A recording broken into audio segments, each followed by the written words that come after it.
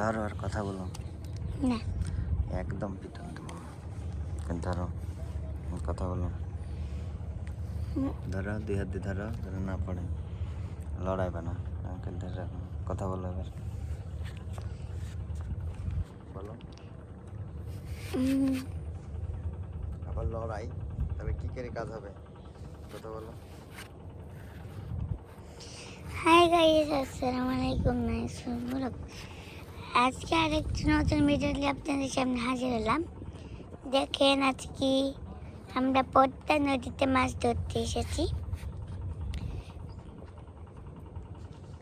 তো আপনারা দেখেন, আমি আশা করছি একটা মাছ উঠবে।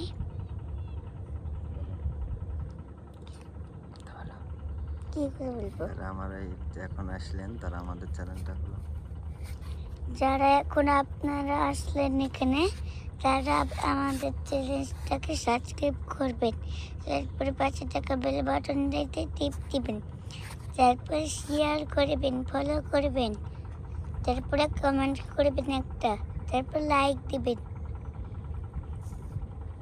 দেওয়া হয়েছে।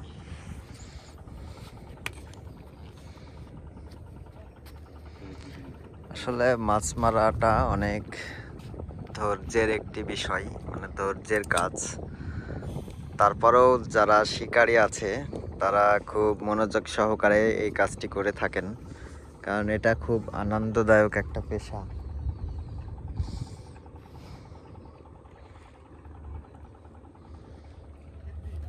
দেখেন যে ওই জায়গাখানে কিন্তু মাছ লাফালো, যার কারণে ওখানে আরো একটা শিকারী বসে আছে। সে কিন্তু যেখানে মাছ লাফাইছে সেখানেই টোপটা ফেলার চেষ্টা করছে, যা আপনাদের আমি দেখাতে পারলাম না।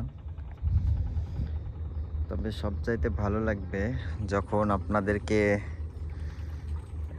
একটা মাছ তোলা দেখাতে পারবো, সেটাই হচ্ছে আমার কাছে সবচাইতে আনন্দদায়ক হবে।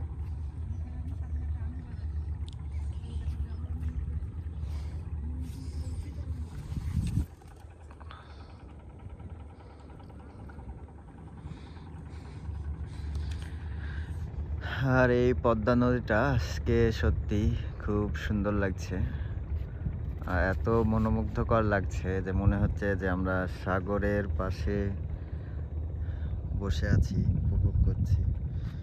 সত্যি খুবই ভালো লাগছে।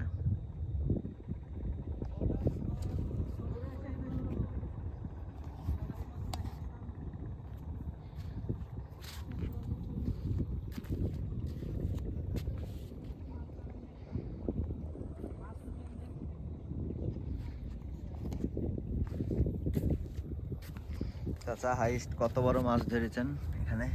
এখানে মাছ আমরা তেমন ভাবে মারি না, ওই আজকে হয়তো 2 কেজি 1.5 কেজি 2.5 কেজি 3 কেজি এরকম সাইজের মাছ। কালবাউস মাছ বেশি পাওয়া যায় না? হ্যাঁ, কালবাউসটা বেশি। আর মাছ ধরে এতে? আর ধরে বাগার ধরে। বাঘার ধরে না? আর সব ছোট বড় সবই হয়, 2 কেজি 4 কেজি 5 কেজি।